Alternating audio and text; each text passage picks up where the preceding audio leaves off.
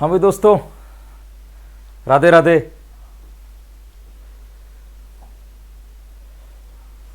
तो खैर आज तो राधे राधे आजकल लिखा हुआ आ रहा है ना एडवांस में, लेकिन फिर भी एक अपनी जिम्मेदारी बनती है कि एक बार लिख दें। ये मेरा मोटिवेशन है ना। तो दोस्तों आनंद के साथ, आपको मस्ती के साथ पढ़ने का मज़ा आ रहा होगा।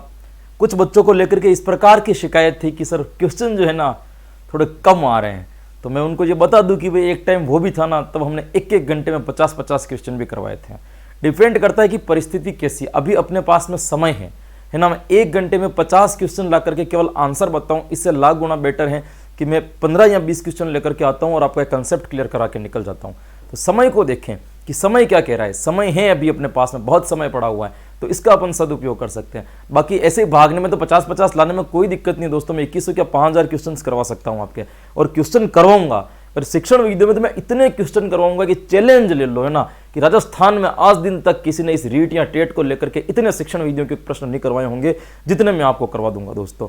2100 मैंने करवाए थे, 100 के आसपास अपन 100 से भी ज्यादा 150-200 क्वेश्चन अभी सेकंड डोज में अपन कर चुके। 2500 के आसपास अपन चले गए और एग्जाम आते आते देखना अपन 5000 क्रॉस कर जाएंगे। और ये रिकॉर्ड होगा कि 5000 प्रश्न शिक्षण वीडियो को लेकर के अभी तक तो राजस्थान में कोई नहीं करवाया होगा, न कोई करवा सकता है दोस्तों। इतना लंबा चलना, एक जैसा चलना, एक तरीके से चलना मुश्किल काम होता है, बहुत मुश्किल काम होता है, नहीं चल पाते। कमेंट करना आसान है, बस रेगुलर ये आ रहे हैं हम 2100 प्रश्नों का समाधान, 4 क्लासेस इनमें से गायब होते पता ही नहीं चलते कहाँ गए, है ना। अपन का काम वैसा नहीं है। अपना काम है लंबा टाइम टू टाइम आना, क्योंकि मुझे बच्चे भी ज्यादा नहीं चाहिए। जो बच्चे आ रहे हैं 100, 150, 200 के आसपास में लाइव आ जाते बस खूब है। अपने वो आ रहे हैं वही परमानेंट है, उनका सिलेक्शन हो जाए तो मेरे लिए बहुत है ना। जितने बच्चे हमसे जुड़े हैं उनका हो जाए तो काफी है। तो अपना इन चीजों से कोई लेना देना नहीं है दोस्तों। इसलिए आप काफी संख्या में आओ, अच्छी संख्या में आओ, है ना। आप निश्चिंत होकर के पढ़ो। मुझे पता है आपको क्या पढ़ाना है और कैसे पढ़ाना है। मुझे पता है कि परीक्षा में प्रश्न कैसे सही करवाना है। मैं अपनी टेक्निक से काम कर रहा हूं जहां से आपकी परीक्षा क्लियर हो जाए। तो आप निश्चिंत होकर के पढ़िए, बिल्कुल बेफिक्र होकर के पढ़िए ना। मैं आपके साथ में कभी भी, अगर मेरे साथ अगर ऐसा ही होता कि मुझे केवल टाइम ही खींचना है ना, तो मैं 10 प्रश्नों के अंदर एक घंटा निकालता है ना। 15-20 क्वेश्चन में आपका है ना 2-2 मिनट में एक प्रश्न करवा के आधे घंटे में क्लास खत्म नहीं कर देता। 35 मिनट में कभी क्लास खत्म नहीं करता अगर मैं घंटे भर तक आपको खींचते रहता लंबे। मेरा काम नहीं है, मैं आपका टाइम कभी भी वेस्ट नहीं करता हूं। आपका टाइम, आपके टाइम की कदर आपसे भी ज्यादा मैं करता हूं दोस्तों, क्योंकि मुझे पता है कि ये परिस्थिति में जिस जगह पे आप हो ना दोस्तों, ना, आप एक टीचर का काम होता है ना, बच्चा बहक सकता है लेकिन टीचर की जिम्मेदारी है कि उसको बहकने ना दें, है ना। तो आप अपने टाइम का गलत यूज कर सकते हो, लेकिन मैं आपके टाइम का कभी भी गलत यूज नहीं होने दूंगा। ये अपना शुरू से रहता है दोस्तों। तो मन लगा करके, जी लगा करके ना, एकदम जोश के साथ में तैयारी करते रहिए, क्योंकि डिले का मुझे पसंद ही नहीं है। डिले लोग भी मुझे पसंद नहीं है ना। अपन को एकदम एनर्जेटिक लोग चाहिए, एकदम बिल्कुल हर एनी टाइम एकदम स्माइल के साथ, जोश के साथ, मस्ती के साथ रहने वाले हो, है ना। ऐसे सुबड़े हुए लोग नहीं चाहिए उनको। धीरे धीरे तो एट्रैक्टिव लेकर के पढ़े, मस्ती के साथ पढ़े, आनंद के साथ में पढ़े दोस्तों। निश्चित ही आपका सिलेक्शन होना है, कोई नहीं रोकना है। बहुत समय है आपके पास में, ऐसा ना समझे कि आपके पास में समय कम है। मुझे एपी बच्चे मैसेज करते हैं, अरे सर इन नोट्स लो, टाइम कम है। अरे मैं इन नोट्स व्यवस्थित करके डाल रहा हूं, मेरे पास पड़े, मैं ऐसे ही अपलोड कर दूंगा, क्या मतलब है। 2 दिन रुक जाओगे तो धैर्य के साथ में कोई नई चीज आएगी तो आपके काम आएगी, कहीं प्रश्न में बैठ गई दोस्तों, तो है ना। तो दिक्कत होती है इस चीज को लेकर। हाँ, ई बुक को लेकर के कोई दी तो हमारे केवल टाइप करने वाला था, तो उसके घर में किसी की डेथ होगी तो वो गायब हो गया, अब नजर नहीं आ रहा है। तो 2 दिन से मैं खुद बैठ करके टाइप कर रहा हूं, इसीलिए आपकी किताब ना थोड़ी सी लेट हो गई। तो कोई दिक्कत नहीं है, लेट हो गई तो भी कोई बात नहीं। अगली इस वीक के अंदर जो ये आज संडे, कल मंडे शुरू करना, शनिवार से पहले आपकी ई बुक, ई नोट्स, लगभग सारे के सारे वीडियो ऐप 100% कंप्लीट हो जाएगा। 99% तो शिक्षण वीडियो भी आसपास में आपके क्या हो जाएगी दोस्तों, क्लियर हो जाएगी। जैसा कि मैंने आपको वादा किया था कि 15 जुलाई से पहले मैं शिक्षण वीडियो करवा दूंगा ऐप पे, मतलब करवा दूंगा। किसी हालत में आपके शिक्षण वीडियो छूटने नहीं दूंगा दोस्तों, 100% करवा दूंगा। तो निश्चिंत होकर के तैयारी करें। और जिन लोगों ने ऐप नहीं लिया है वो भी ले लें दोस्तों। यकीनन आपके वो ऐप कहीं ना कहीं आपके तैयारी में दोस्तों काम करेगा। 199 रुपीज इतने महत्वपूर्ण नहीं दोस्तों। आप, मैं मानता हूं कि हर एक रुपया महत्वपूर्ण होता है, लेकिन 199 रुपीज 199 रुपए में हो सकता है कि एक किताब की प्राइस नहीं है ना। ये फर्स्ट रैंक, लक्ष्य वगैरह जो आती है ना मार्केट में, आप लेने के लिए जाते प्रैक्टिस सेट लेकर के आओगे, 150-200 रुपए की एक किताब आ जाती है। मैं तो 150-200 रुपए में सारी शिक्षण वीडियो की वीडियोज एंड थ्योरी और किताब भी दे रहा हूं साथ में, है ना। तो कोई मेरे हिसाब से कोई घाटा नहीं है। फिर भी आपको लगता है तो फिर आपकी अपनी पर्सनल रही है दोस्तों। आज की अपनी 12वें नंबर की क्लास रहेगी दोस्तों। रीड 2 सेकंड रीट सेकंड डोज के अंदर 12वें नंबर की क्लास है, टॉपिक वाइज कर रहे थे और आज है अपना संडे स्पेशल। तो आज कुछ अपन मिक्स शिक्षण वीडियो के क्या करेंगे दोस्तों, प्रश्न करेंगे। कुछ प्रश्न ऐसे होंगे जो पुराने रीट वैक्सीन के भी होंगे, कुछ नए भी होंगे, कुछ अलग भी होंगे। पता चलेगा कि आपको कितना याद है और कितना याद नहीं है। अपने आप का मूल्यांकन करते रहे। चलते हैं अपन एक बार प्रश्न की और फिर सारी की सारी बातें करेंगे दोस्तों। पहला प्रश्न है दोस्तों आपके सामने आज का, जब शिक्षक व शिक्षार्थी आमने सामने न होकर भी शिक्षण कार्य में संलग्न रहते हैं वह शिक्षण पद्धति है। क्या प्रश्न पूछ रहा है दोस्तों? यह प्रश्न पूछ रहा है, जो देखिए यह प्रश्न पूछ रहा है आपसे कि जब शिक्षक और शिक्षार्थी आमने सामने न होकर भी शिक्षण कार्य में संलग्न रहते हैं वह शिक्षण पद्धति है। यह एक शिक्षण पद्धति के बारे में पूछ रहा है कि भाई ऐसी कौन सी शिक्षण पद्धति है जिसमें टीचर और बालक दोनों कभी भी आमने सामने न होकर भी पढ़ाई की प्रक्रिया को, शिक्षण की प्रक्रिया को आगे बढ़ा सकते हैं। वह कौन सी है? इसके अंतर्गत कौन सी विधि है? समूह शिक्षण विधि है, सैनिक विधि है, दूरस्थ शिक्षण विधि है या प्रायोजना विधि है? इनमें से ऐसी कौन सी विधि है जिसमें शिक्षक व शिक्षार्थी आमने सामने न होते हुए भी शिक्षण प्रक्रिया को संलग्न कर सकते हैं या शिक्षण प्रक्रिया को क्या कर सकते हैं दोस्तों, पूर्ण कर सकते हैं? तो ऐसी कौन सी विधि है? वो विधि, चार ऑप्शन है आपके पास में, समूह शिक्षण विधि है या सैनिक विधि है या दूरस्थ शिक्षण विधि है या प्रयोजना विधि है। प्रश्न पहले थोड़ा बहुत शायद आया हुआ है या नहीं, लेकिन ये चीज की जानकारी मैंने आपको दे रखी है दोस्तों। ऐसी परिस्थिति जो बनती है ना दोस्तों, जब शिक्षक और शिक्षार्थी दोनों आमने सामने नहीं होते, वह परिस्थिति बनती है आपकी दूरस्थ शिक्षण में। किसके अंतर्गत बनती है दोस्तों? दूरस्थ शिक्षण में। दूरस्थ शिक्षण के अंतर्गत क्या होता है कि बालक और दूसरा जो ना दोस्तों शिक्षक दोनों कभी भी आमने सामने प्रत्यक्ष रूप से न होकर भी शिक्षण प्रक्रिया को पूरी कर देते दोस्तों, है ना। इस दूरस्थ शिक्षण विधि के बहुत सारे नाम है दोस्तों, है ना। इसको अपन टेली एजुकेशन भी कहते हैं दोस्तों। क्या कहते हैं दोस्तों? टेली एजुकेशन के नाम से भी जाना जाता है इसको, टेली एजुकेशन। पत्राचार शिक्षण के नाम से भी इसको जाना जाता है, पत्राचार शिक्षा, है ना। स्वतंत्र शिक्षा के नाम से भी इसको जाना जाता है भाई, स्वतंत्र शिक्षा। ये इसके उपनाम है दोस्तों। कभी भी कुछ भी नाम आपसे पूछा जा सकता है, तो ये उपनाम भी आपको क्या रखना है भाई, हल्की हल्की हल्की जानकारी रखना है कि समूह शिक्षण विधि, इसका जो है वो कौन सा हो जाएगा, दूरस्थ शिक्षण विधि। दूरस्थ शिक्षण विधि की बात करें तो वह बच्चे जो विद्यालय में आ नहीं सकते या विद्यालय से दूर दराज रहते हैं, ऐसे बच्चों को क्या प्रदान कराना, शिक्षा प्रदान कराना, कौन सी विधि कहलाती है, दूरस्थ शिक्षण विधि। मैंने आपको पहले बताया था कि प्रश्नोत्तर प्रणाली और रेडियो, ये दोनों ऐसे साधन है जो दूरस्थ शिक्षा प्रणाली के सशक्त माध्यम माने जाते थे। ये जानकारी भी मैंने आपको पहले दे रखी है। तो यहां पे जो आपका सही उत्तर हो जाएगा वो कौन सा हो जाएगा दोस्तों? सी वाला जो उत्तर होगा वो क्या हो जाएगा मेरे दोस्त, बिल्कुल सही हो जाएगा। आंसर को है ना स्वयं मूल्यांकन करते रहो दोस्तों। अपना मूल्यांकन क्या करते रहो भाई, स्वयं करते रहो। तो स्वयं मूल्यांकन करते रहोगे तो क्या हो जाएगा आपका, बिल्कुल, है ना दोस्तों। ये थोड़े दिन की बात है ना, मुझे क्या बुक लगने में चला जाता है तो मैं शाम होते होते ना इतना थक जाता हूं कि लाइव क्लास लेने की हिम्मत नहीं होती है ना, क्योंकि मुझे पता है कि मैं 9 बजे की लाइव क्लास अगर ले लूं अगर सामना आकर के, तो फिर आगे का काम नहीं हो पाता, फिर मैं 2-3 बजे तक जग नहीं पाता हूं, अजीब सा हो जाता है ना। इसलिए मैं 8 से 2 बजे 3 बजे तक किताब लिखने के लिए रुक जाता हूं, ताकि बुक जो है ना आपकी एक बार कंप्लीट होकर के आपके पास में आ जाए। मैटर सारा पढ़ा है लेकिन टाइप करने में बहुत टाइम लग जाता है, तो इसलिए ना दोस्तों मैं आपकी लाइव क्लास नहीं ले पा रहा हूं। कोशिश करेंगे कि आने वाले समय में 1 तारीख से लगभग आपकी क्लास से 100% रेगुलर लाइव की तरह कर देंगे दोस्तों। ये लीजिए आज का आपका अगला प्रश्न कि किस विधि में भाषा व्यवहार की पुष्टि के लिए पखवाड़े तक का कार्य गोष्ठी भी की जा सकती है। यह कह रहा है कि इसमें से ऐसी कौन सी विधि है जिस विधि में व्यवहार की पुष्टि के लिए, यानी कि अध्ययन की पुष्टि के लिए कि वास्तविकता में ये अध्ययन कर रहे हैं या नहीं कर रहे हैं, इनके लिए पखवाड़े तक की गोष्ठी भी की जा सकती है। मतलब उन सारे विद्यार्थियों को बुला करके एक साथ, गोष्ठी का मतलब क्या होता है दोस्तों, एक ही फील्ड के एक ही प्रकार के लोग जब एक जगह पे एकत्रित होते हैं उसे हम गोष्ठी कहते हैं दोस्तों। जैसे सारे पत्राचार वाले बालक के सारे पत्राचार वाले बच्चे एक जगह पे जब इकट्ठे होंगे ना, उससे हम क्या कहेंगे, गोष्ठी कहेंगे, क्योंकि उसी विषय के ऊपर उनका विचार विमर्श चलेगा। तो पखवाड़े तक क्या चलती है, उनकी गोष्ठी चल सकती है। ये कौन सी विधि के अंदर संभव है? सैनिक विधि, समूह शिक्षण विधि, ध्वन्यात्मक विधि या दूरस्थ शिक्षण विधि? मुझे पता है आप सब लोगों का उत्तर जो आ रहा है ना किस तरफ आ रहा है, और 100% सही आ रहा है ना, क्योंकि आपको पता है गुरुजी वैसे भी एक टॉपिक से लाए होंगे शिक्षण विधि ना। एक बार जो सही हो गई 100% अगली बार में भी वो क्या हो जाएगी, आपकी सही हो जाएगी। तो बिल्कुल सही है दोस्तों। दूरस्थ शिक्षण विधि के अंतर्गत पखवाड़े तक, यानी 15-15 दिन तक, 20-20 दिन तक भी वो बच्चे जो,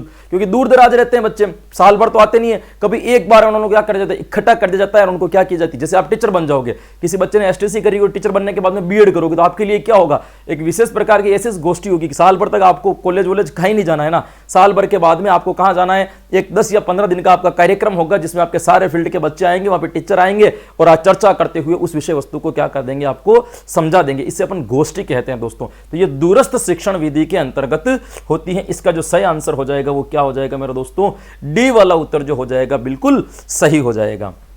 भोलेनाथ, सारे भगवान के नाम ही आ रहे हैं आज।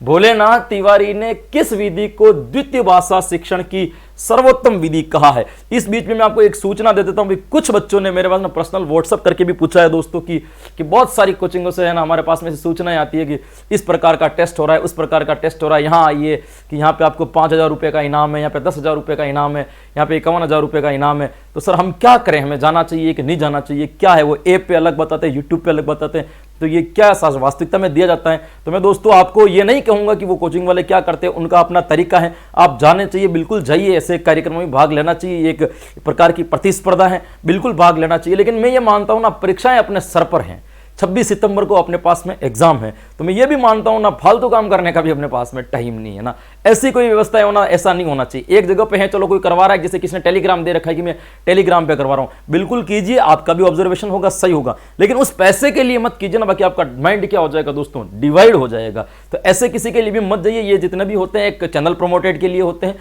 कोई इनमें कोई विशेष प्रकार का कोई योगदान नहीं होता है दोस्तों ना। तो आपको इसमें फंसने की आवश्यकताएं नहीं है दोस्तों, है ना। 2, 5, 10 हज़ार रुपए के लिए ना ऐसे भ्रामक कह सकते हो आप इसे ना, आप जाओगे इससे कुछ नहीं होगा। आप उसके लिए वो क्या करेंगे, टेलीग्राम पे करवाएंगे, सॉल्यूशन कहाँ करवाएंगे, आपको यूट्यूब पे करवाएंगे। आप लोग यूट्यूब पे पहुंचेंगे तो हल्का फुल्का उनका टाइमिंग वगैरह सब्सक्राइब व्यूज वगैरह बढ़ जाएंगे, इससे ज्यादा उनको कोई फायदा होने वाला नहीं। बस ये एक मार्केटिंग का एक तरीका होता है। तो ऐसे चीजों से आप बचे, आप जा सकते हैं स्वतंत्रता। और ये जो लोग करते हैं उनके खिलाफ भी मुझे कुछ नहीं बोलना, बिल्कुल वो सही करते हैं, बच्चों के हित में ही ये काम कर रहे हैं। किसी को 5,000 मिलते हैं, जाहिर सी बात है बच्चों को फायदा ही होगा। बहुत सारे बच्चे बहुत सारे बड़े बड़े इनाम भी रखते हैं, 51-1 लाख तक का भी होता है। तो जाइए, बिल्कुल ऐसी प्रतिस्पर्धा में भाग लीजिए, भाग लेना आपका काम है। लेकिन ये दिमाग में ध्यान रखिए कि हाँ, ऐसा समझिए कि कहीं अपना टाइम वेस्ट नहीं हो रहा है, इस चीज को ध्यान में रखते हुए इस चीज को आगे बढ़िए, बाकी कोई दिक्कत जैसी बात नहीं है ना। भोलेनाथ तिवारी ने किस विधि को द्वितीय भाषा शिक्षण की सर्वोत्तम विधि कहा है ना। अभी शब्द क्या आ गया अभी, भोलेनाथ तिवारी ने। भोलेनाथ तिवारी कौन थे दोस्तों, हाँ, भोलेनाथ तिवारी का नाम आपने सुना होगा। भोलेनाथ तिवारी ने किस विधि को द्वितीय भाषा शिक्षण की सर्वोत्तम विधि कहा है भाई, है ना। क्या हो गया, किस भाषा की सर्वोत्तम विधि कहा है दोस्तों। ऑप्शन है आपके सामने, चित्र विधि, व्यतिरेक विधि, द्विभाषी विधि या समवाय विधि। इसमें से ऐसी कौन सी विधि है जिसको भोलेनाथ तिवारी ने क्या कहा है, द्विभाषा शिक्षण की सर्वोत्तम विधि माना है भाई। किसे माना है, चित्र विधि, व्यतिरेक विधि, द्विभाषी पद्धति या समवाय विधि। तो इसने द्वितीय भाषा की शिक्षण को सर्वोत्तम माना, तो द्वितीय भाषा से ना द्विभाषी करके इसको सही मत कर देना। क्यों फोकस हिल रहा है, चेक कर, है ना। द्विभाषी से क्या होता है, द्विभाषी मत कर देना इन चीजों को। तो द्विभाषी पद्धति हो जाएगा दोस्तों, तो गलत हो जाएगा आपका। यहाँ पे द्विभाषी लिखा है, यहाँ पे भी द्विभाषी दे दिया, द्विभाषी मत कर देना। सही आंसर होगा आपका व्यतिरेक विधि भाई दोस्तों। कौन सी रीति होगी आपकी, व्यतिरेक विधि। व्यतिरेकी विधि को द्विभाषा शिक्षण की सबसे सर्वश्रेष्ठ विधि मानी गई है दोस्तों। कौन सी, किसने मानी है, भोलेनाथ तिवारी ने मानी है। यहाँ पे द्विभाषी पद्धति न होकर के कौन सी विधि सही हो जाएगी आपकी, व्यतिरेक विधि सही हो जाएगी दोस्तों। ये द्वितीय भाषा शिक्षण के लिए, क्योंकि द्वितीय भाषा का शिक्षण मातृभाषा में समझाया जाता है, किस विधि के अंतर्गत, व्यतिरेकी विधि के अंतर्गत। सही आंसर बी हो जाएगा। ये लीजिए आपका प्रश्न, ये पीपीटी चेंज आपकी है ना।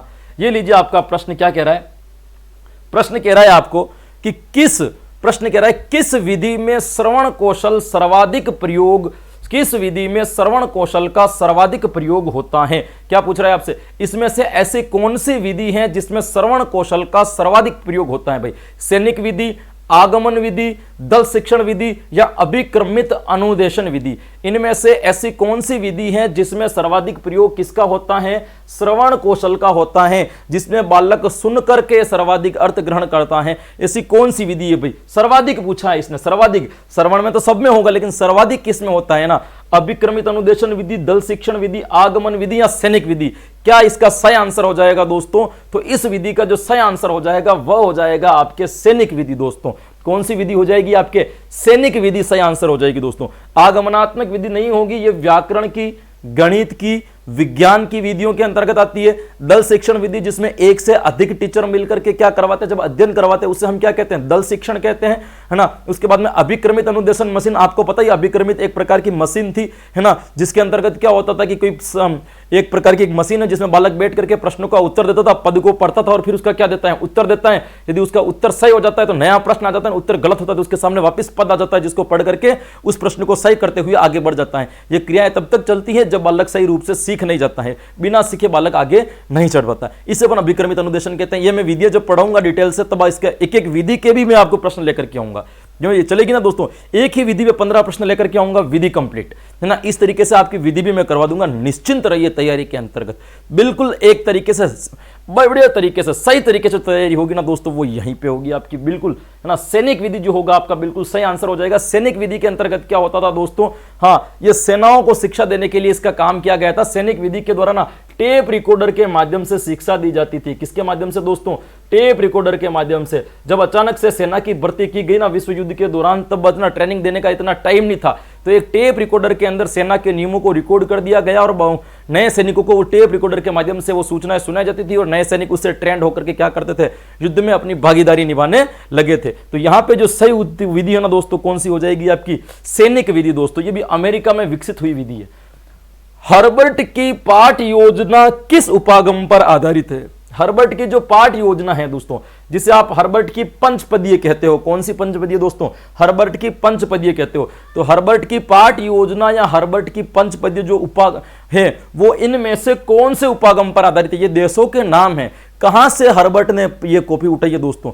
तो ब्रिटिश उपागम, जर्मन उपागम, फ्रांसीसी उपागम या इनमें से कोई नहीं। देखो इनमें से कोई नहीं तो उत्तर नहीं होगा, इन तीनों में से ऐसा कोई ना कोई उत्तर होगा दोस्तों ना। वो क्या होगा आपके लिए, ब्रिटिश उपागम जो होगा या जर्मन या फ्रांसीसी, इन तीनों देशों में से एक आंसर होगा। तो यहां पे जो आपका सही आंसर निकल जाएगा वो निकल जाएगा दोस्तों ए, ब्रिटिश उपागम। ब्रिटिश उपागम के अंतर्गत हर्बर्ट की पंचपदीय योजनाएं आती हैं या पंचपदीय प्रणाली आती है। यानी कि हर्बर्ट ने जो भारत में प्रचलित हर्बर्ट की जो पंचपदीय विधि है, जिसे प्रस्तावना, प्रस्तुतिकरण, तुलना, सामान्यकरण, प्रयोग वगैरह अपन पढ़ते हैं, ये जो पंचपदीय विधि है कहां से उठाई गई है दोस्तों, तो ये ब्रिटिश उपागम से उठाई गई है। कहां से उठाई गई दोस्तों, ब्रिटिश उपागम से उठाई गई है। और ब्रिटिश उपागम के अंतर्गत इन्होंने 5 पद दिए थे। कौन कौन से दिए थे मैंने बता रखे आपको कई बार, प्रस्तावना, प्रस्तुतिकरण, तुलना, सामान्यकरण और प्रयोग। ये 5 पद किसने दे रखे दोस्तों, हर्बर्ट ने दे रखे। और भारतीय शिक्षा के अंतर्गत हर्बर्ट की पंचपदीय प्रणाली पाठ योजना के रूप में बहुल्य, बहुत अधिक, सर्वाधिक रूप से प्रचलित है दोस्तों। पाठ योजना का निर्माण अभी भी उसी के आधार पर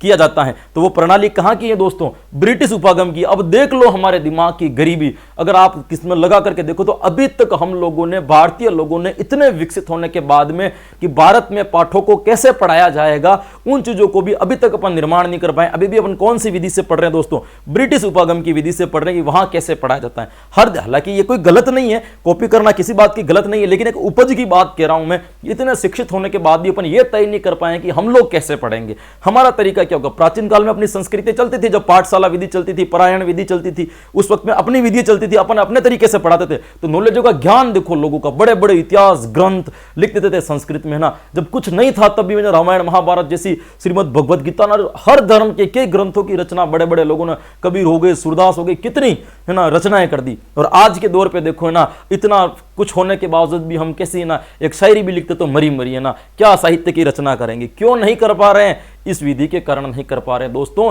जो वास्तविक ज्ञान शिक्षा का जिस तरीके से होना चाहिए उस तरीके से वास्तविक ज्ञान नहीं हो पा रहा है। तो सही आंसर यहां पे क्या हो जाएगा, ब्रिटिश उपागम। इसलिए पढ़ लिख जाओ ना, तो कभी कभी है ना, अगर मौका मिले ना, भगवान ने ऐसा दे तो कोशिश करना है ना, एक नवीन पाठ योजना का निर्माण करना, नए तरीके से करना, नए नियम बनाना, नए सिद्धांत बनाना, बच्चों के अंदर ऐसे परिवर्तन लेकर के आना कि आज ना अमेरिका में कोई चले तो पूछे कि ये उपागम कहां से उठाया गया है, तो ऐसा बच्चे बोलने चाहिए ये उपागम जो है ना दोस्तों कहां से उठाया गया है, इंडिया से लाया गया है दोस्तों, तब जाकर के कोई बात बनती है। ऐसा करना है आप लोगों को, ब्रिटिश उपागम। क्योंकि आप हमारे चैनल पे पढ़ रहे हो तो इंटेलिजेंट हो, हमारे ना अपने चैनल पे पढ़ने वाले सारे बच्चे कैसे हैं, बहुत ही इंटेलिजेंट है, बहुत ही विस्तृत दिमाग वाले बच्चे हैं। उनका 100% क्या होना है दोस्तों, सिलेक्शन होना ही, लिख करके ले लो आप, है ना।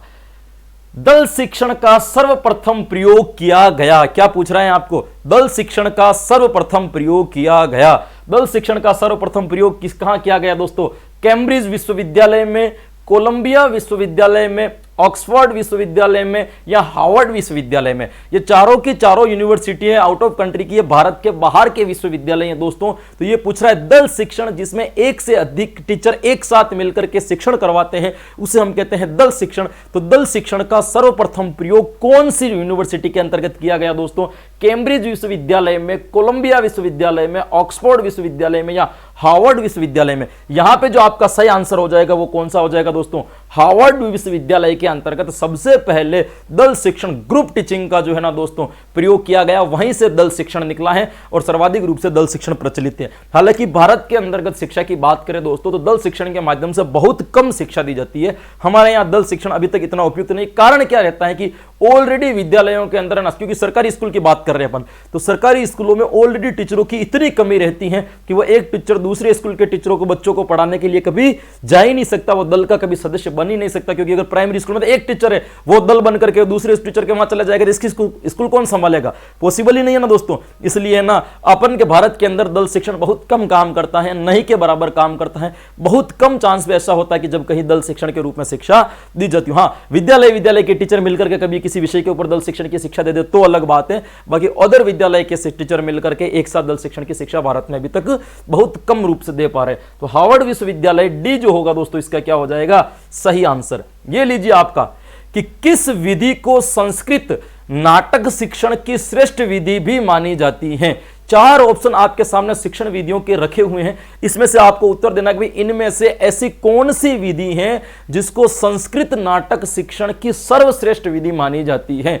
सहयोग विधि, संवाद विधि, व्याख्या विधि या अनुकरण विधि? भाई ये क्या पूछ रहा है कि इनमें से 4 विधियों के आपके सामने ऑप्शन है, इन 4 में से ऐसी कौन सी विधि है जो संस्कृत में किसकी दोस्तों? नाटक शिक्षण की सर्वश्रेष्ठ विधि मानी जाती है, यानी कि सबसे बढ़िया विधि मानी जाती है। कौन सी? सहयोग विधि, संवाद विधि, व्याख्या विधि या अनुकरण विधि? देखिए, अनुकरण विधि को पहले ही काट दीजिए, इसका काम नहीं है। व्याख्यान विधि के द्वारा क्या नाटक करवाओगे आप, है ना? संवाद और सहयोग विधि हो सकता है। तो इन दोनों में से यदि अपन देखें दोस्तों तो इसका जो सही आंसर निकलेगा वो कौन सा निकल जाएगा मेरे दोस्त? सहयोग विधि आपके सही आंसर निकल जाएगा। भाई जिन लोगों को अभी तक भी ऑप्शन काटना नहीं आया ना, वो एक बार रीट वैक्सीन की सारी क्लासें वापस देखें। वहां पर हमने बस एक ही चीज के ऊपर फोकस किया है ना, किस तरीके से फोकस को काटा जाए, किस तरीके से फोकस को दूर किया जाए दोस्तों। बिल्कुल इस विधि को संस्कृत नाटक की शिक्षण विधि मानी जाती है, सहयोग विधि को मानी जाती है दोस्तों। इसी सहयोग विधि को हम क्या कहते हैं? समवाय विधि कहते हैं दोस्तों। कौन सी विधि कहते हैं हम? समवाय विधि कहते हैं। इस समवाय विधि से क्या होता है? गद्य पद्य का शिक्षण करवाते समय वहीं पर व्यवहारिक रूप से व्याकरण का ज्ञान दे दिया जाता है। किसकी विधि के द्वारा? समवाय। देखो, भाषा संसर्ग और समवाय में बस इतना सा अंतर है। भाषा संसर्ग में भी व्यवहारिक व्याकरण का ज्ञान दिया जाता है, लेकिन भाषा संस्करण में व्यवहारिक व्याकरण का ज्ञान देने के लिए उनको उच्च रचनाकारों की पुस्तकें पढ़ाई जाती है ना, जो श्रेष्ठ रचनाकार होते हैं उनकी पुस्तकें पढ़ाई जाती है भाषा संसर्ग, बढ़िया रचना, ताकि उनकी व्याकरण की शुद्धि हो। लेकिन समवाय विधि में गद्य पद्य शिक्षण के दौरान ही व्याकरण, जहां पे जो टॉपिक आया वहीं से उठा करके उस चीज को क्या कर दिया जाएगा दोस्तों? समझा दिया जाएगा। भाषा संसर्ग थोड़ी सक्रिय विधि है, समवाय विधि को थोड़ी निष्क्रिय विधि भी माना जाता है। ये थोड़ा सा अंतर इनमें याद रखना। ये एक दिन में आपका ये कंसेप्ट भी क्लियर कर दूंगा कि समवाय और भाषा संसर्ग में क्या अंतर है। बहुत बारीक अंतर है। एक प्रश्न भी यदि यहां से आ गया ना, हल्की सी गलती के द्वारा आप समवाय को भाषा संसर्ग करके बैठोगे या भाषा संसर्ग को किसको कर में बैठोगे दोस्तों? आप समवाय में करके बैठोगे। इसका अंतर आपको क्या रखना है? हल्का सा याद रखना है भाई। तो सबसे पहले अपन बात करें यहां पे, तो समवाय विधि या सहयोग विधि जो होगा, इसका आंसर क्या हो जाएगा? आपके बिल्कुल सही हो जाएगा। नेक्स्ट प्रश्न पर चलते हैं अपन। निम्नलिखित में से कौन सी विधि बालकों को रटने पर बल देती है? क्या टाइप है भाई? रटने पर बल देती है। ये आपके सामने कुछ विधियां लिख रखी है, 4 ऑप्शन में आपके सामने विधि है। इनमें से ऐसी कौन सी विधि है जो बालक को रटने पर बल देती है? समझने पर नहीं। 2 चीजें होती है दोस्तों, एक तो स्मृति आधारित, एक बोध आधारित। बोध वाली समझने पर बल देती है, स्मृति वाली रटने पर बल देती है। तो ये कह रहा है कौन सी विधि है? सूत्र विधि, समवाय विधि, अभिक्रमित अनुदेशन विधि या व्याकरण अनुवाद विधि? इनमें से ऐसी कौन सी विधि है जो बालकों को रटने पर बल देती है दोस्तों? तो बालकों को जो रटने पर बल देती है ना, वह विधि देती है दोस्तों आपकी सूत्र विधि। कौन सी विधि देती है दोस्तों? सूत्र विधि। ये सूत्र विधि व्याकरण की प्राचीन विधि भी मानी जाती है दोस्तों। संस्कृत शिक्षण के अंतर्गत सूत्र विधि को व्याकरण की एक प्राचीन विधि मानी जाती है, जहां बच्चों को क्या संस्कृत के सूत्र याद करा दिए जाते हैं और सूत्र के माध्यम से व्याकरण की शिक्षा दी जाती थी, जो अभी तक प्रचलित है दोस्तों। ना आप याद करते हो ना, ये अकु विसर्जनीय कंठान, ये से याद नहीं करते हो? ये कहां से आए? ये संस्कृत की देन है, जिसमें इतनी इतनी बड़ी बड़ी लाइन है ना, इतनी सी लाइन में सेट हो जाती है। उसमें क्या होता है कि बड़ी सी चीज होगी ना, छोटी हो जाएगी। ये संस्कृत शिक्षण चलती है। आपने कभी लघु सिद्धांत कौमुदी वगैरह पढ़ी हो तो उनमें आपको पता चलेगा ना सूत्र कितना बड़े होते हैं। हम जब पढ़ते थे ना तब ये होता था, बड़े बड़े सूत्र होते थे। उस छोटी सी चीज में एक सूत्र याद कर लो, आपका इतना सारा कंसेप्ट एक ही बार में क्लियर हो जाएगा। मतलब छोटी चीज में सूत्र होता था, लेकिन उसके अंदर विवरण बहुत बड़ा बड़ा होता था। जैसे हमारे ऐसे कुछ सूत्र थे और सूत्र याद करना भी बड़े मुश्किल होते थे, बड़े मुश्किल होते थे। जैसे मैं बताऊं, मैंने एक सूत्र याद कर रखा है, आप सुनोगे तो तिप तस जी सिप थस थस मी पस मस ता तम जो थसा थम दोम इड वाई महिंग। अब ये सूत्र याद करने में ना उस वक्त हमें पसीने आ गए थे, कैसे याद किया जाए। लेकिन याद करने के बाद में ना इतने सारे प्रत्यय ना इजीली तरीके से याद हो गए, तो बड़े बड़े सवाल इनसे क्या हो जाते थे, सोल्व हो जाते थे। ये सूत्र विधि की खास बात थी कि याद कम करना पड़ता था और समझने के लिए बहुत कुछ मिलता था। आपने अखू विसर्जनीय कंठा याद कर लिया, इसके ऊपर भाषण आप 15 मिनट तक दे सकते हो। यह सबसे बड़ी बात थी। यह सूत्र विधि है जो किसके ऊपर, सूत्र रटने के ऊपर बल देती थी। इसको संस्कृत शिक्षण में व्याकरण की प्राचीन विधि भी माना जाता है। इतना आपको याद रखना है भाई। वह विधि जिसमें भाषा की सही रूप की जानकारी देने के लिए उत्तम लेखकों की रचनाएं पढ़ाई जाती हैं। अभी तो समझाया मैंने आपको, यह कह रहा है कि वह विधि जिसमें भाषा का सही रूप की जानकारी देने के लिए, कि व्याकरण का सही रूप क्या है, इसकी जानकारी देने के लिए बालकों को है ना उच्चतम अच्छे लेखकों की रचनाएं पढ़ाई जाती है। वह कौन सी भाई, सैनिक विधि, भाषा संसर्ग विधि, व्याख्यान विधि या प्रदर्शन विधि। चार आपके सामने क्या है दोस्तों, ऑप्शन है। तो ऑप्शन को आपको सोल्व करने की जरूरत ही नहीं, क्योंकि मैंने पहले ही इस चीज को समझा दिया कि भाषा संसर्ग विधि जो होगी वह इसमें क्या हो जाएगी, आपकी बिल्कुल सही हो जाएगी दोस्तों। भाषा संसर्ग विधि इसका बिल्कुल सही उत्तर हो जाएगा। इसके द्वारा उत्तम लेखकों की रचनाएं पढ़ाई जाती है, ताकि बाल को, देखो ये अंतर है समवाय में, जहां पे जो चीज व्याकरण की आई उसी वक्त आपको क्या दे दिया, ज्ञान दिया जा रहा है। लेकिन भाषा संसर्ग में क्या, उत्तम लेखकों की रचनाएं पढ़ाकर आपको व्याकरण का ज्ञान, कि देखो व्याकरण में ऐसे लिखे जाते हैं शब्दों को। तो ये दोनों में ये डिफरेंट है दोनों। बहुत सारे लोग है ना समवाय विधि के नियम भाषा संसर्ग में लगा करके मार्केट में पेश कर रहे हैं कि ये भाषा संसर्ग, उनको पता ही नहीं है कि भाषा संसर्ग क्या चीज है और समवाय क्या चीज है, दोनों में कैसे डिफरेंस किया जाए, दोनों में कैसे, दोनों अलग अलग विधि है दोस्तों। हाँ, भाषा संसर्ग प्राथमिक स्तर की बहुत अच्छी विधि मानी जाती है, इसमें नो डाउट दोस्तों, है ना। समवाय उच्च प्राथमिक स्तर और माध्यमिक स्तर के लिए बहुत बेहतर विधि मानी जाती है, तो इसमें कोई दिक्कत नहीं है। लेकिन इनमें अंतर करना आपको आना चाहिए, इसमें बहुत बारीक अंतर है। जहां जहां पे ना बिल्कुल माइक्रो, बिल्कुल छोटा छोटा जब अंतर किसी दो टॉपिक के अंदर होता है ना, तब आपको क्या होता है, कंफ्यूजन हो जाता है, इससे सही करें या इससे सही करें। ये बहुत छोटी छोटी चीजें दोस्तों। तो समवाय विधि और भाषा संसर्ग का प्रत्यक्ष उदाहरण इस चीज का, जब बारीक अंतर यदि कोई बालक नहीं कर सकता है, तो इन दो प्रश्नों में से अगर कोई भी प्रश्न घुमा करके दे दिया जाए, बालक उसका उत्तर नहीं दे सकेगा दोस्तों। तो भाषा संसर्ग विधि यहां पर क्या हो जाएगी, आपकी बिल्कुल सही हो जाएगी दोस्तों। क्या हो जाएगी, आपकी सही हो जाएगी। ये लीजिए आपका अगला प्रश्न, प्रत्यक्ष विधि का सर्वप्रथम प्रयोग कहां किया गया। क्या प्रश्न पूछ रहे हैं आपको, प्रत्यक्ष विधि का सर्वप्रथम प्रयोग कहां, किसने किया, यह नहीं पूछा है। क्या पूछा है यहां पे, कहां किया गया, मतलब किस स्थान पर किया गया। भाई अमेरिका में किया गया, भारत में किया गया, फ्रांस में किया गया या जर्मनी में किया गया। चार ऑप्शन है आपके सामने।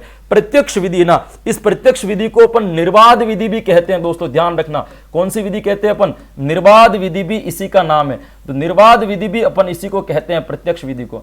इस विधि के अंतर्गत क्या होता है कि जो भी भाषा सिखा रहे हैं बच्चों को, वह उसी भाषा में सिखाई जाती है। जैसे अपन को अंग्रेजी सिखाते थे, कैसे सिखाते थे, A for Apple, Apple mean सेब। ये मीन सेब के चक्कर में अपना अंग्रेजी का विकास नहीं हो सका। लेकिन प्रत्यक्ष विधि में क्या होता है, A for Apple, Apple means Apple, है ना। एप्पल का मतलब एप्पल ही होता है, आपको एप्पल दिखा देंगे भले ये देख लो, लेकिन एप्पल ही होता है, सेब नहीं सिखाएंगे। ये अपने सबसे बड़ी दिक्कत रह गई कि अपन अंग्रेजी बोलना नहीं सीख पाए, क्योंकि अपन को सिखाया ये गया था। अपन को सेब पहले याद आता था, एप्पल बाद में। अपन को क्या APPLE एप्पल यानी सेब, बनाना की स्पेलिंग याद करके ही थक गए। प्रत्यक्ष विधि में क्या होता है, बस अनुकरण के द्वारा भाषा सिखाई जाती है ना। बालक जो होता है ना, टीचरों के अनुकरण से ही उस भाषा को क्या करता है, अपने आप ग्रहण कर लेता है। इसका प्रयोग कहां किया गया था दोस्तों, इसका प्रयोग किया गया था सर्वप्रथम फ्रांस में किया गया था। कौन सी भाषा सिखाने के लिए किया गया था दोस्तों, तो अंग्रेजी भाषा सिखाने के लिए सर्वप्रथम इसका प्रयोग किया गया था। और कौन से देश में किया गया है दोस्तों, तो ये किया गया है आपके फ्रांस के अंतर्गत इसका किया गया है। तो सही आंसर क्या हो जाएगा दोस्तों, फ्रांस में। सही उत्तर क्या हो जाएगा आपका, फ्रांस बिल्कुल सही उत्तर हो जाएगा, है ना। पीपीटी बड़ी अट्रैक्टिव लग रही है आज, मुझे भी बहुत प्यारी लगी थी, है ना। बस यहाँ पे एक चाय का कप रखने की आवश्यकता है, आनंद आ जाता है एकदम ना, व्यवस्थित तरीके से।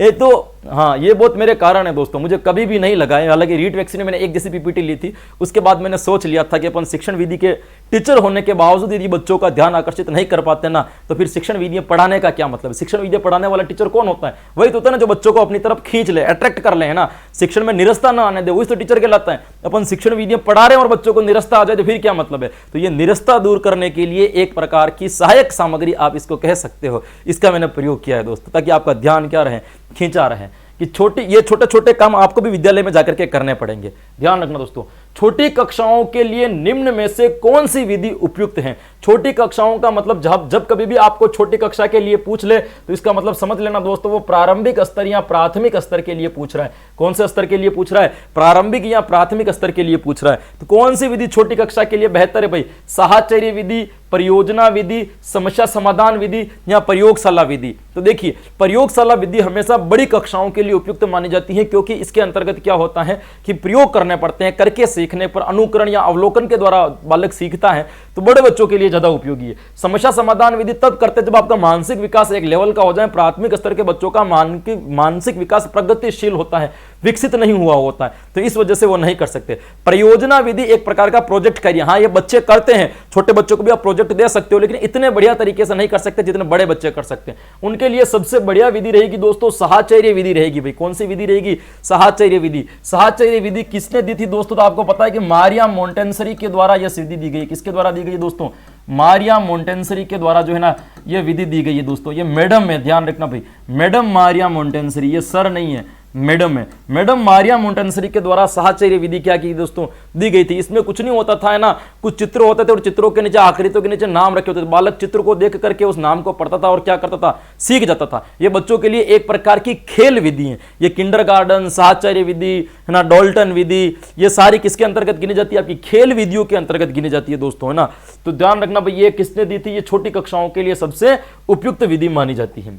ये लीजिए, शब्द विचार मंथन सबसे पहले किसके द्वारा प्रस्तुत किया गया? यह प्रश्न थोड़ा सा अलग आ गया दोस्तों। शब्द विचार मंथन, है ना, शब्द पर विचार मंथन सबसे पहले किसके द्वारा प्रस्तुत किया गया? कि सबसे पहले कि एक एक शब्द के ऊपर भी आपको ध्यान देना चाहिए। यह विचार सबसे पहले किसने प्रस्तुत किया? तो चार ऑप्शन है, ओसबर्न, जॉनसन, कोल्डवेल, कुक या ब्रूनर। तो इसका उत्तर मुझे बताना पड़ेगा दोस्तों, ओसबर्न के द्वारा। हालांकि ये आपके रीड के लेवल से ऊपर का प्रश्न है, मैं सेकंड ग्रेड तक का प्रश्न है, लेकिन फिर भी देख लो भाई, आया हुआ प्रश्न है कि शब्द विचार मंथन सबसे पहले किसके द्वारा प्रस्तुत किया गया? तो सबसे पहले दिया गया दोस्तों ओसबर्न के द्वारा दिया गया था। यह आपको क्या रखना है? इसके अंतर्गत याद रखना है। यह विधि आती है आपके मस्तिष्क उद्वेलन विधि। जब ऊपर पढ़ेंगे तब मैं इसके बारे में आपको डिटेल से बताऊंगा कि इसके अंतर्गत क्या होता है और क्या नहीं होता है।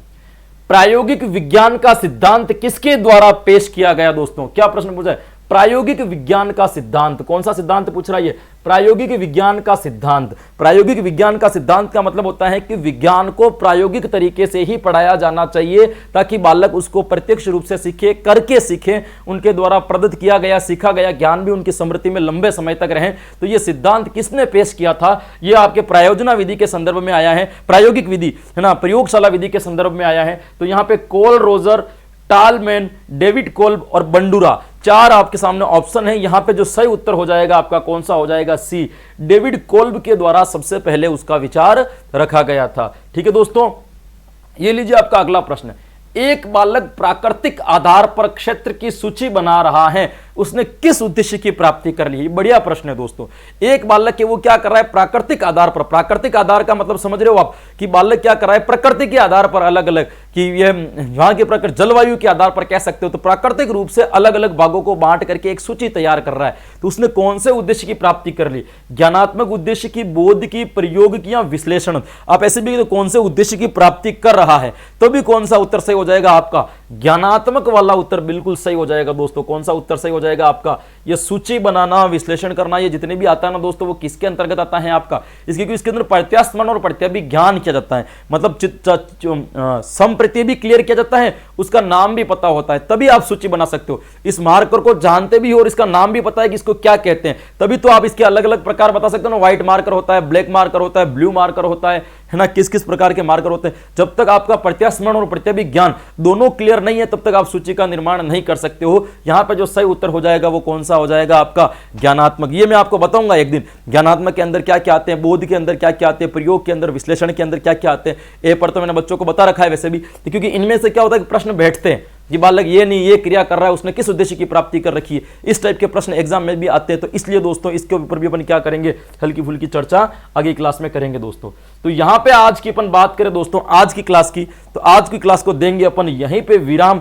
कल जो है ना दोस्तों यहां से अपन क्या करेंगे, फिर से अपनी क्लास को उठाएंगे, फिर से अपन क्लास में क्या करेंगे दोस्तों, बढ़िया तरीके से तैयारी करके आएंगे। रोज रोज मैं अट्रैक्टिव प्रश्न ला रहा हूं, आज आपके संडे स्पेशल था इसलिए मिक्स प्रश्न लेकर के आया। कल वापस अपन टॉपिक वाइज चलेंगे। बहुत सारे बच्चों की ये डिमांड है कि सर हमें टॉपिक पहले ही बता दिया करो कि आप रात को क्या पढ़ाने वाले हो। तो दोस्तों मैं खुद टॉपिक शाम को 7 बजे तय करता हूं कि मुझे 9 बजे क्या पढ़ाना है, तो मैं भी नहीं तय कर पाता कि मुझे क्या पढ़ाना है। तो ये मुझे पहले से पता नहीं रहता है ना। जब अपन दिन भर शिक्षण करते हैं तो फिर दिन में दिमाग में आता है कि आज बच्चों को ये पढ़ा दे, ये बहुत इंपॉर्टेंट है, तो इसलिए मुझे पता नहीं रहता। फिर भी मैं कोशिश करूंगा इस चीज की। इसके लिए आप मेरे टेलीग्राम पे से जुड़ जाइए, वहां पे मैं आपको सारी की सूचना दे दूंगा दोस्तों। टेलीग्राम का भी एक दिन बहुत यूज आएगा। अभी मैं केवल क्लासे डालता हूं, लेकिन एक दिन देखना जब मेरे पास ये थोड़ा ऐप का और ई बुक का थोड़ा काम ज्यादा ये जब फिनिश हो जाएगा ना, फिर देखना कि हम टेलीग्राम का कितना एकदम सकारात्मक तरीके से प्रयोग करते हैं। इस यूट्यूब के ऊपर भी मैं बहुत धमाकेदार नई प्लानिंग लेकर के आ रहा हूं दोस्तों, वो सोच करके आप खुद आश्चर्यचकित हो जाओगे। इसलिए एक बार है ना, एक बार अपने परिचितों को बता दें कि यहां पे इस तरह की क्लास चलती है, धीरे धीरे लाइव जोड़ने की कोशिश करें। एक बार वापस वो माहौल बनाएं ताकि मैं भी रंग में आ जाऊं दोस्तों।